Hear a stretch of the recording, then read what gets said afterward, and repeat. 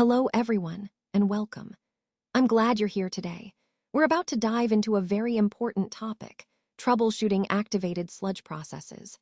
The title of our presentation is Troubleshooting Activated Sludge Processes, and our subtitle highlights that this is a comprehensive guide to diagnosing and resolving the 4 major operational challenges in activated sludge systems.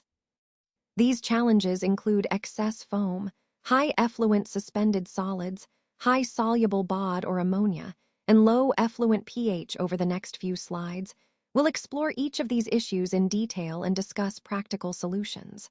So let's get started. Let's take a look at a century of operational challenges faced by the activated sludge process. Starting with the historical context, since its inception, this process has encountered persistent issues. For example, back in 1914, Ardern and Lockett observed that when temperatures dropped, there was increased turbidity and a decline in nitrification. Moving into the 1920s, plants operating continuous flow systems struggled with bulking and suspended solids in their effluent, which are common problems even today.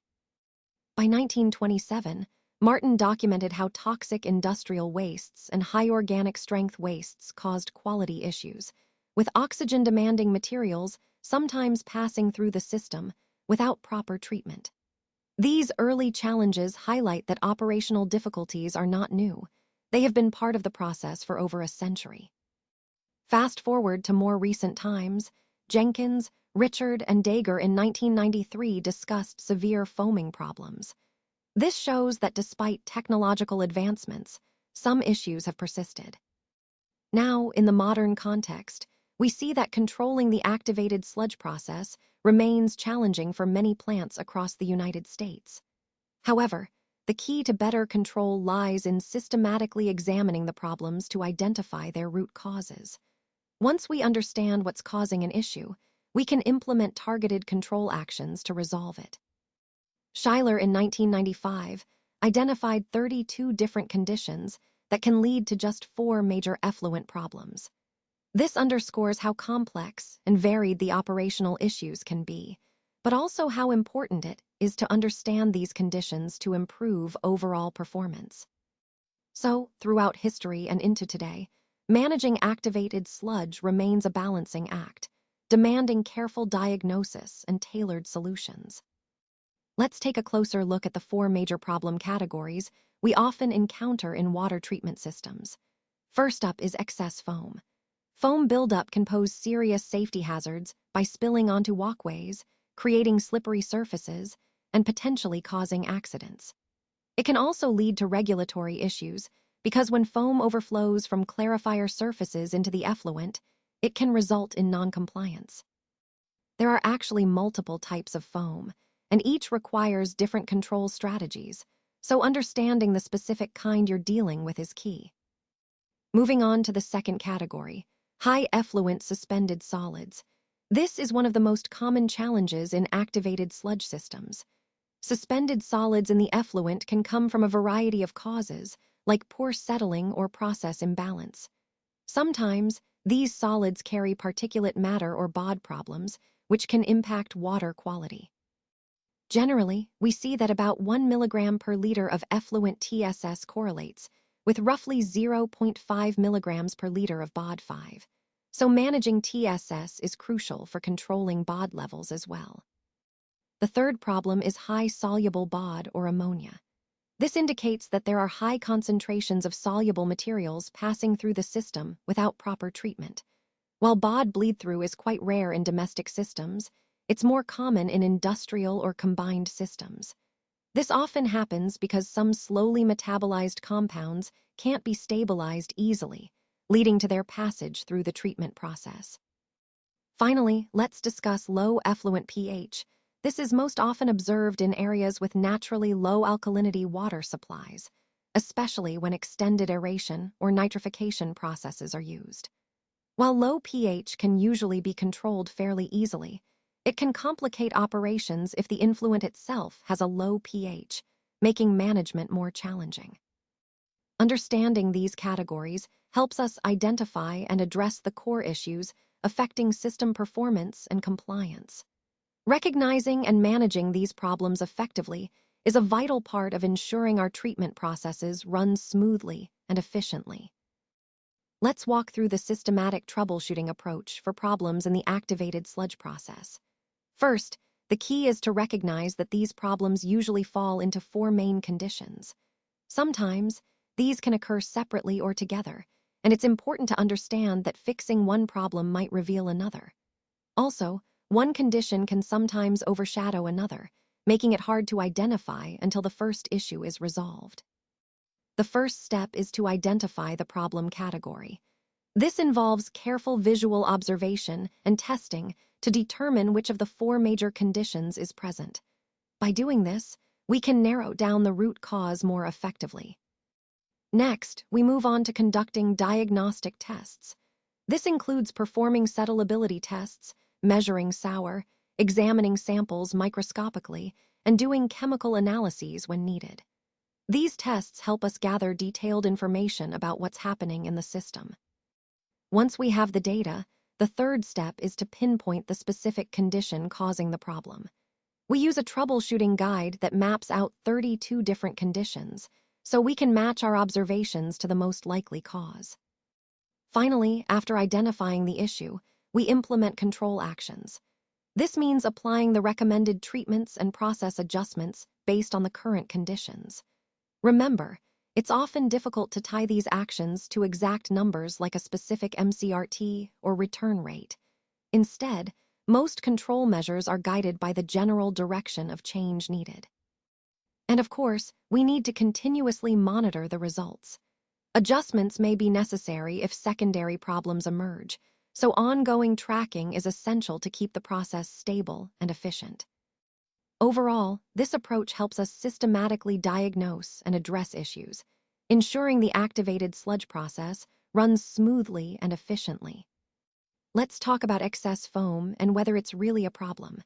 When we see foam in the system, conditions 1 through 5 relate to different types of excess foam. But the most important question to ask is the amount of foam actually causing a problem? If it's not, sometimes it's better to leave it alone because not all foam is harmful. Many people see foam and automatically assume it's a problem, but that's not always the case. For example, a dark, leathery foam caused by Nocardia in an aeration tank might look pretty bad, but it doesn't necessarily impact the quality of the effluent. Of course, if someone's boss or the public perceives it as an issue, then it becomes the operator's problem to address. Now, these 5 foam conditions range from pumice-like foam caused by poor solids capture, to slimy foam resulting from nutrient deficiencies, to dark brown, scummy foam from old sludge buildup, and even white, billowy foam caused by surfactants. And it's important to remember that each type of foam requires a different control strategy.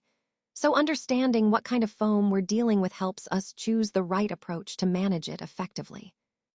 Let's take a closer look at foam conditions 1 through 3. Starting with foam condition 1, the pumice-like foam. This type of foam often appears gray with lots of dark specks. It's usually caused by solids that are returned from sludge processing, like poor solids capture from equipment such as belt presses, centrifuges, or digester supernatant.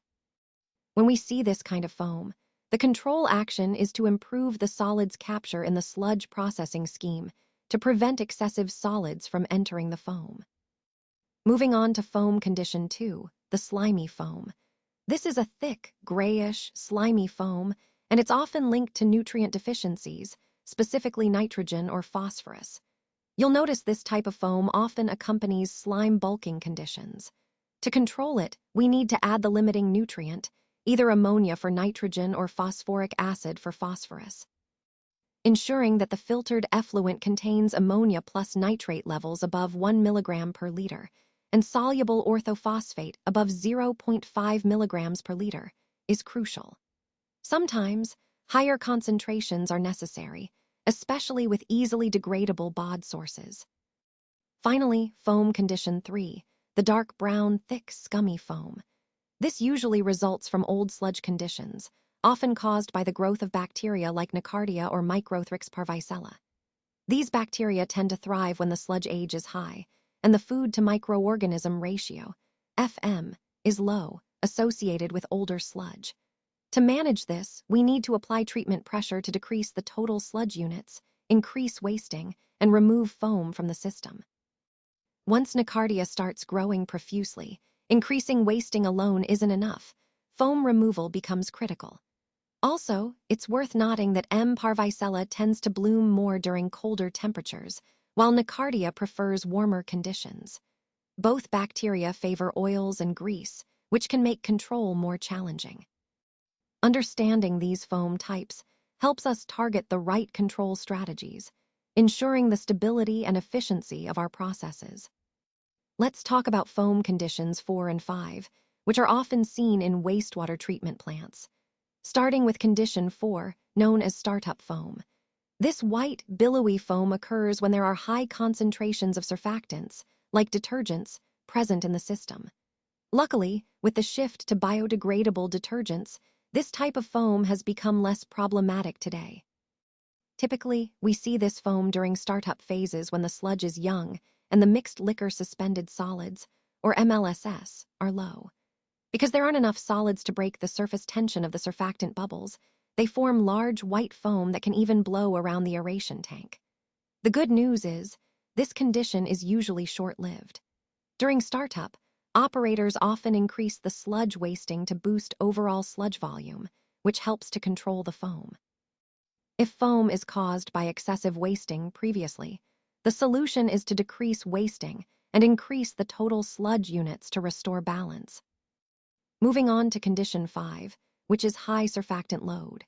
This happens when there's a higher concentration of suspended solids, but at the same time, very high surfactant loads, like when industrial cleaning processes are involved.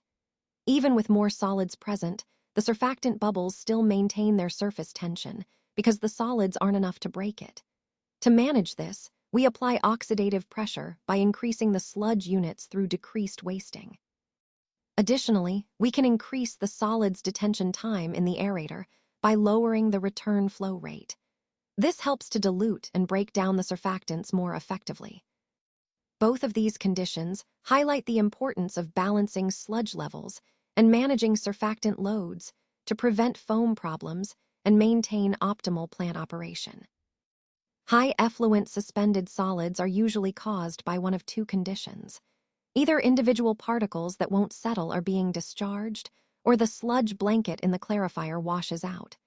Both of these situations can lead to the issues we've discussed earlier, conditions 6 through 24. Let's start with clarifier blanket washout. When the sludge blanket rises too close to the surface, it can wash over the effluent weir. This means that solids are escaping with the treated water. The first step in diagnosing this is to examine the sludge's settleability, to see if the sludge is settling properly or if it's somehow breaking apart or rising prematurely. Now, moving on to individual particle washout. These particles can vary quite a bit. They might be tiny pinflock particles, larger straggler flock, or even dispersed individual cells. To determine which type or combination is involved, we need to make physical observations of the effluent and microscopic observations of the mixed liquor or the effluent itself. It's important to understand that conditions 6 through 17 are related to clarifier blanket washout, while conditions 18 through 24 involve problems with individual particles. Recognizing which mechanism is at work is crucial because it directly influences how we choose the right control strategy. Knowing the cause helps us target our corrective actions more effectively and ensures we maintain optimal treatment performance. Let's discuss hydraulic overload conditions, starting with condition 6. When the settling test or the diluted settling test shows that the sludge settles well, but we still see blanket washout, it often indicates that there are too many solids in the clarifier. This is what we call a hydraulic overload. In this scenario, the problem is caused by an overload of hydraulic flow. Simply put, too many solids are being pushed into the clarifier, and they aren't being physically returned to the aeration tank quickly enough. It's like trying to pour too much into a funnel that can't handle the flow. To address this, we need to reduce the solid's load on the clarifier. One way is to initiate step feed or contact stabilization, which helps decrease the solids entering the clarifier. If those options aren't available, a short-term solution can be turning off the air in the aeration tank briefly. This allows the solids to settle more effectively while the return system removes solids from the clarifier. This approach is quite useful for managing short-duration peak flows, like during storms or weekend peaks at ski areas. However, it's important to note that this won't work if the discharge from the aeration basin comes from the tank bottom, because in that case, settling isn't optimized this way. Now moving to condition 7, return system overload. This isn't about hydraulic overload, but rather about the return system being overwhelmed. Here, the solids are not excessive in the clarifier itself, but the system isn't returning them quickly enough. The solution often involves increasing the treatment pressure. This helps decrease the sludge units in the clarifier. Sometimes, simply increasing the return rate of solids can resolve the issue. If there's a physical problem, like a clogged return line, then cleaning the line is essential. In summary, understanding whether the issue is hydraulic overload or return system overload helps us choose the right intervention, either adjusting flow rates, initiating temporary measures, or fixing physical blockages to keep the process running smoothly. Now, let's talk about diagnosing poor settling with the diluted test. Before we can identify the root cause of poor sludge settleability, we need to run this specific test called the diluted settleometer test. It's a crucial diagnostic tool because it helps us distinguish whether the issue is due to old sludge conditions or actual bulking problems. When we see a condition like excessive old sludge, which we'll call condition 8, the test usually shows a significant improvement in settling when we dilute the sample.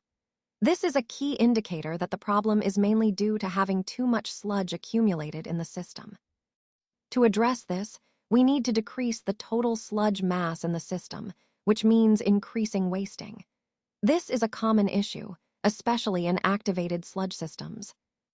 Moving on to conditions 9 through 17, which are related to bulking. Here, even if the diluted test shows some improvement, it's not a dramatic change.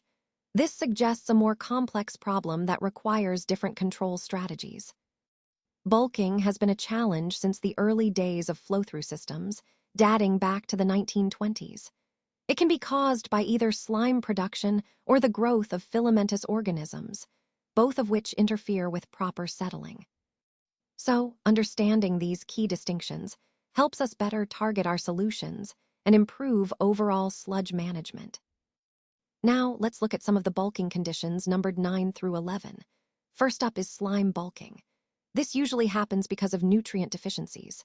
For example, if we're seeing slime, we need to check whether ammonia, nitrite, or nitrate levels are below 1 milligram per liter.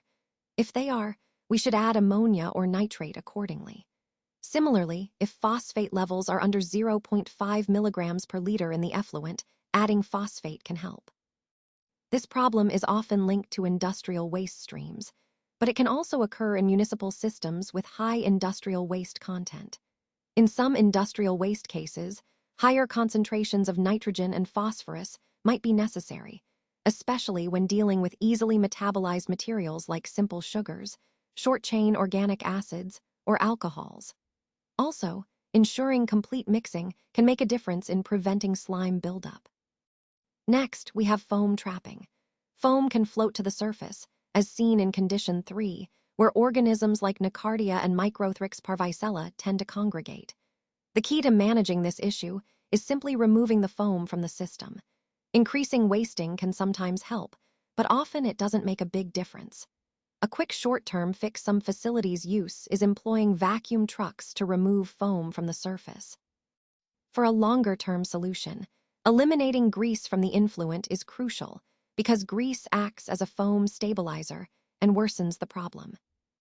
Finally, let's discuss low-dissolved oxygen bulking.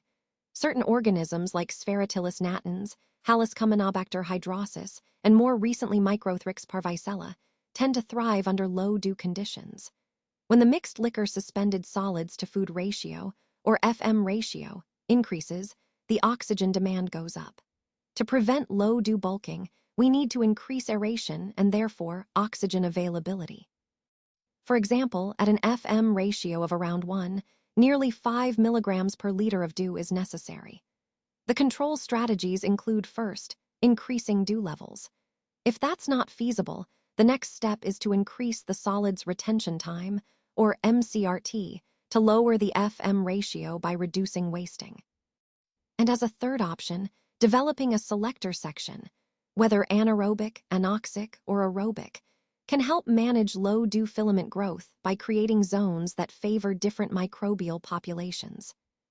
In summary, understanding these conditions and their management helps us optimize system performance and prevent bulking issues that can compromise treatment efficiency. Let's discuss bulking conditions 12 through 14 and what we can do about them. Starting with condition 12, low pH. This is common in the fruit processing industry, where we often encounter low pH levels combined with high sugar concentrations. Such conditions can promote fungal growth, which we definitely want to control. Our main control objectives here are to increase the pH. We can do this by adding caustic solutions or buffers to raise alkalinity. However, a better approach is to provide pretreatment up front to eliminate the low pH environment before it causes problems.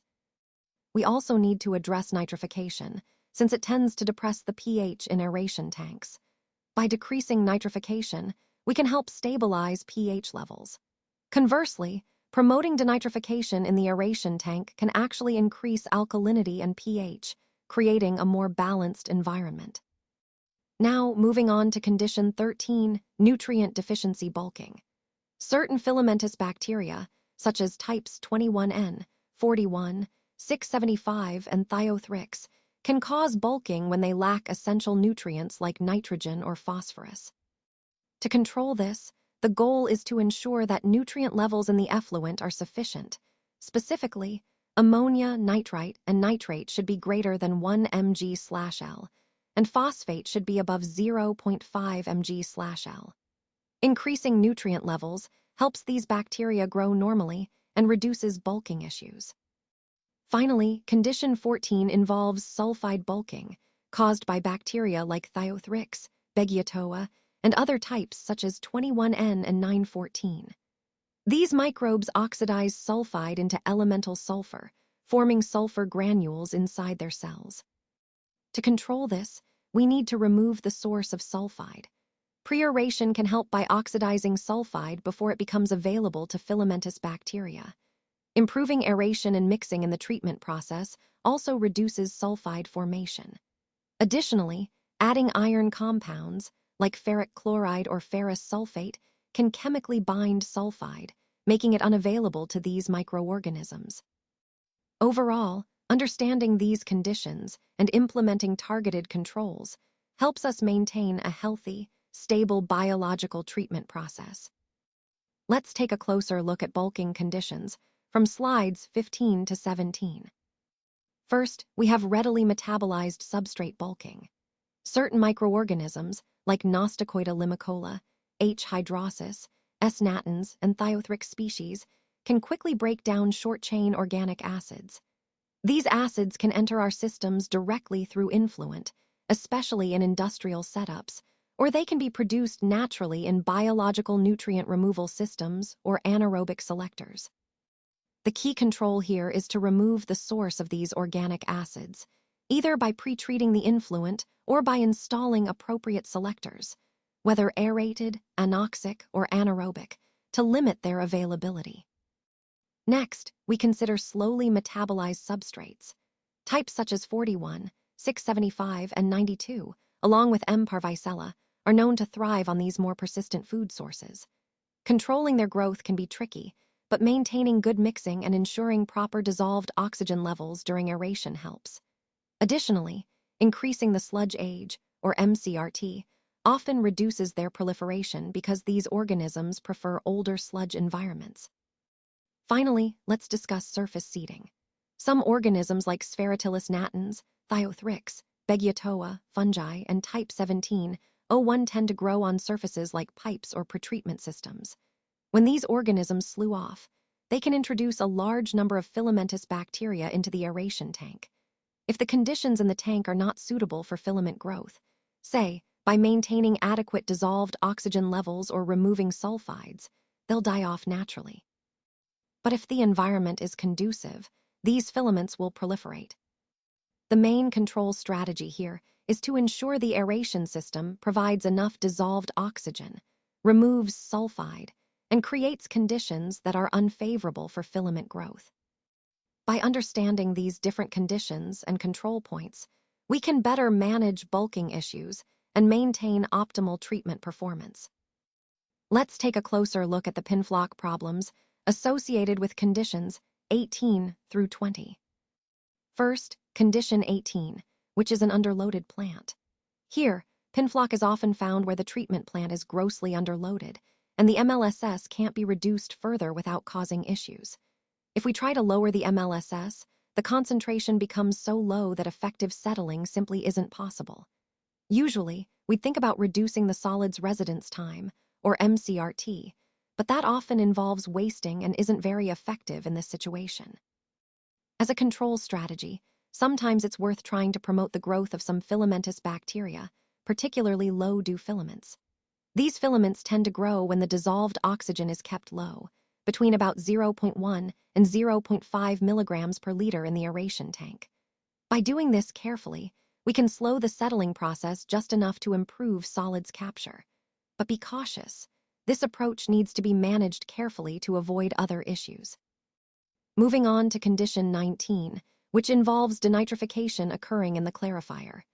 Here, bacteria convert nitrate into nitrogen gas, and the bubbles they produce buoy the flock particles to the surface, often leading to ash or clumping. This can cause operational challenges, but there's a control method. The key is to reduce treatment pressure by decreasing the total sludge in the system. A slight increase in wasting can usually eliminate the problem.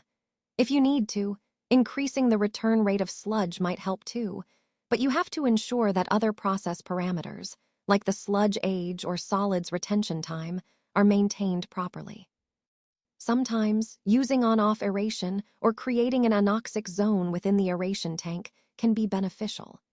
This way, denitrification can happen in the aeration tank itself rather than in the clarifier, which often simplifies control. Finally, condition 20 involves solids return from processing. Pinflock can appear when solids are unintentionally being recycled from sludge processing steps. Excessive solids in the supernatant of digesters or improper capture during sludge dewatering can load the system with tiny sludge particles. These show up as pinflock. Diagnosing the cause is important because pinflock in this case may or may not be linked to denitrification. So, a careful diagnosis is necessary to determine the root cause and choose the appropriate control strategy. Understanding these different conditions helps us tailor our control methods effectively, ensuring optimal plant performance and avoiding operational issues. Now let's take a closer look at straggler flock, specifically under conditions 21 and 22. Straggler flock is typically large, light-colored, and very fluffy. It might or might not be filamentous, so a quick microscopic check can help determine its nature.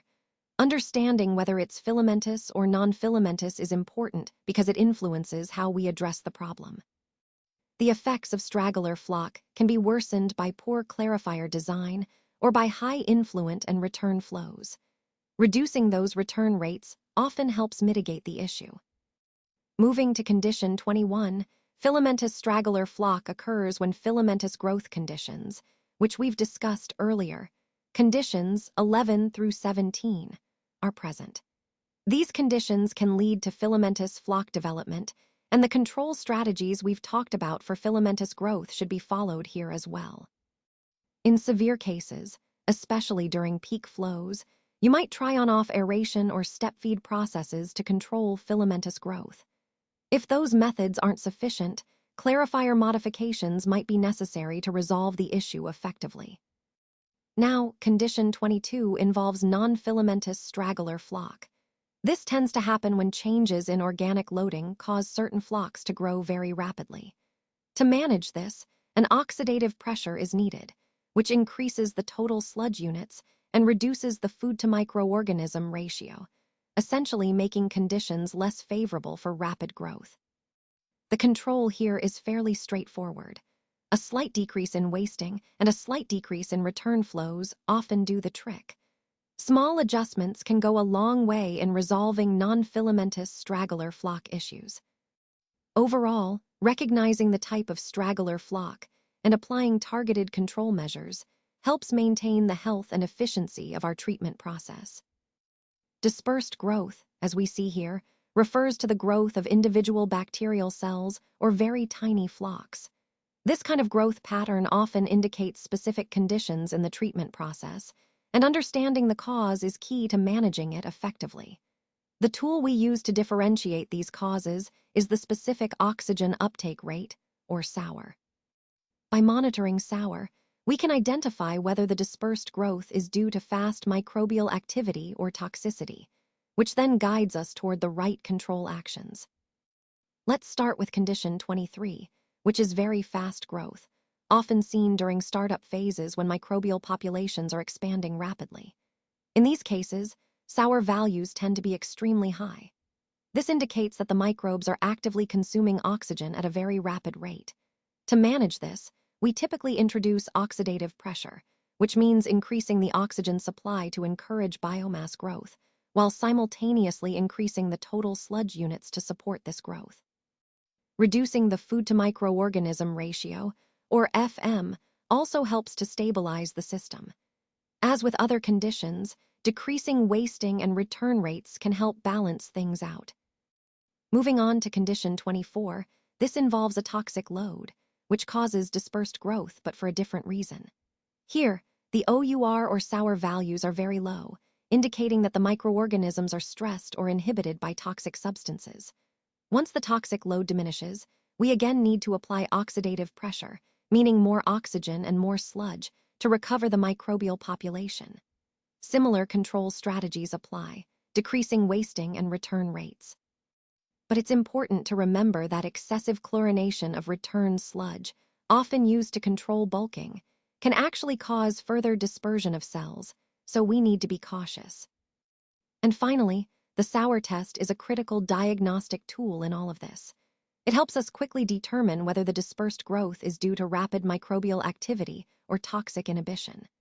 This simple test is invaluable because it guides us toward the most appropriate control strategy, ensuring we respond correctly to each situation. So, understanding and utilizing SOUR effectively is essential for maintaining optimal process performance. On this slide, we're focusing on high effluent soluble BOD or ammonia. Conditions 25 through 29 all relate to these issues, and understanding the respiration rate is key. The respiration rate, or SOUR, helps us pinpoint the exact cause of the problem. When we see a very low SOUR, it typically indicates a toxic impact or even a complete kill-off of the microorganisms. This tells us that something in the influent or environment is highly toxic to the biological community. In contrast, a medium SOUR suggests the presence of hard-to-degrade compounds or slight inhibition. It's not as severe, but it still indicates some challenges for the microorganisms to process the waste efficiently. A high SOUR, especially in condition 29, usually points to hydraulic or organic overload situations. This means the system is overwhelmed by too much organic load or flow, causing stress on the treatment process. The beauty of measuring SOUR is that it provides critical diagnostic information. It allows operators to quickly identify whether the problem is toxicity, substrate characteristics, or just overloading. And with that information, we can select the most effective control strategies to get the process back on track. Let's discuss soluble BOD and ammonia conditions, specifically conditions 25 through 29, which range from complete kill to overload situations. Starting with condition 25, the complete kill or zero SOUR. This occurs when all microorganisms have been eliminated, meaning they can't use oxygen anymore. Once toxic materials are removed, it's crucial to increase the total sludge units and decrease the food-to-microorganism ratio.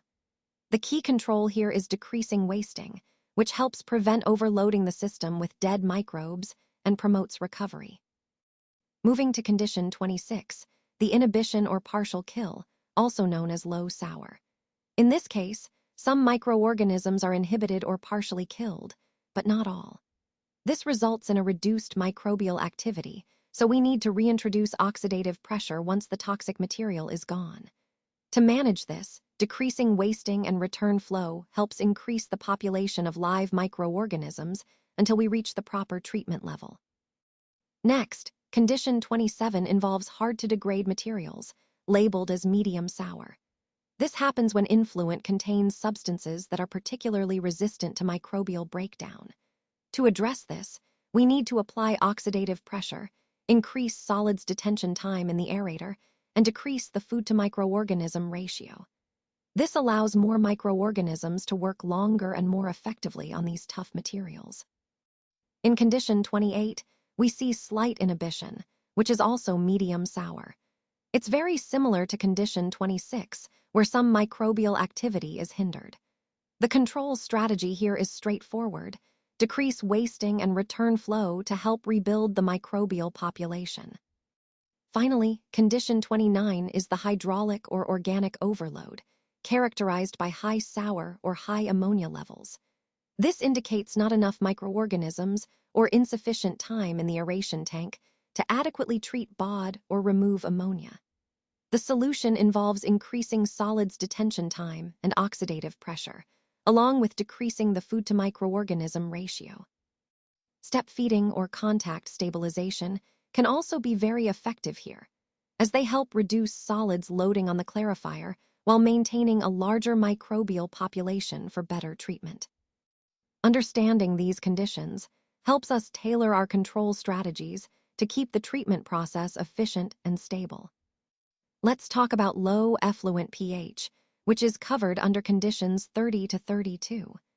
This is an important aspect because maintaining proper pH levels is crucial for regulatory compliance and overall plant performance.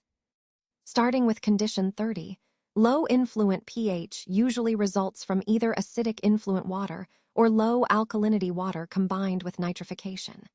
When either of these occurs, it can lead to low pH in the effluent, potentially causing regulatory issues. The immediate fix here is chemical addition, things like lime, soda ash, or sodium bicarbonate, to quickly raise the pH level. Long-term, however, the goal should be to eliminate the source of low pH in the collection system by enforcing pretreatment requirements. In some industrial cases, plants might need to rely on pH adjustment permanently if they can't eliminate the source entirely. Moving on to condition 31, if the influent pH is satisfactory, but we still see low effluent pH, it's often caused by nitrification happening alongside low natural alkalinity in the wastewater. Since nitrification produces acids, it naturally lowers pH, especially if the alkalinity is insufficient to buffer that effect. In these cases, controlling aeration, using on-off cycles or creating anoxic zones can help restore alkalinity and raise pH naturally. If these controls aren't feasible, then chemical adjustment similar to what we discussed earlier may be necessary. Finally, condition 32 deals with unwanted nitrification. If the influent pH is near neutral, around 7, and nitrification isn't needed, you can often reduce MCRT or dissolved oxygen levels to inhibit nitrification altogether. Without nitrification, you prevent alkalinity from being consumed, so the pH tends to stay stable. In systems that naturally nitrify, like extended aeration setups, you might need to apply solutions similar to condition 31 if control over MCRT and DO isn't enough. Overall, understanding and managing these conditions helps ensure we keep effluent pH within regulatory limits, supporting both environmental compliance and process stability. Let's talk about systematic problem-solving for operational excellence. Successful troubleshooting of activated sludge processes really hinges on taking a structured approach. This means combining careful observation, diagnostic testing, and targeted control actions. When we identify issues, We often refer to the 32 conditions identified by Schuyler in 1995, which cover the majority of significant operational problems we face in these systems. These conditions are grouped into 4 major problem categories: things like foam, suspended solids, soluble BOD, and ammonia, and pH. Recognizing these categories helps us narrow down potential causes and find effective solutions more efficiently. It's worth noting that we've been addressing these challenges for over 100 years, dating back to Ardern and Lockett's pioneering work in 1914. Their insights laid the foundation for modern process control. A key point I want to emphasize is that improved process control really comes down to systematically examining the problems and their potential causes. Once we define the root cause, we can implement control actions to eliminate the issue. However, we also need to be aware that removing one problem might cause another to emerge. Sometimes, one condition can overshadow another, making it difficult to observe the secondary issue until the primary problem is resolved. So, patience, careful observation, and a systematic application of control strategies are essential. These are the keys to maintaining optimal performance in activated sludge systems. Let's take a moment to look at the reference framework that underpins all of this. The document draws on several key pieces of research that have shaped our understanding over time. First, there's Ardern and Lockett from 1914, who conducted the original experiments on activated sludge. Their work laid the foundation for everything we know about biological treatment processes today. Next, Martin in 1927 provided some of the earliest documentation of bulking issues, helping us recognize the challenges that can arise in treatment systems. Then we have Jenkins, Richard, and Dager from 1993, who contributed a modern classification of bulking and foaming organisms. This classification is crucial because it helps us identify and troubleshoot specific problems more effectively. Finally, Schuyler in 1995 developed the 32-condition troubleshooting chart, which is a comprehensive tool for diagnosing and resolving operational issues. All these references form a solid framework that supports our approach to managing activated sludge systems. They connect the historical evolution of knowledge with current best practices, guiding us toward more effective and proactive operation.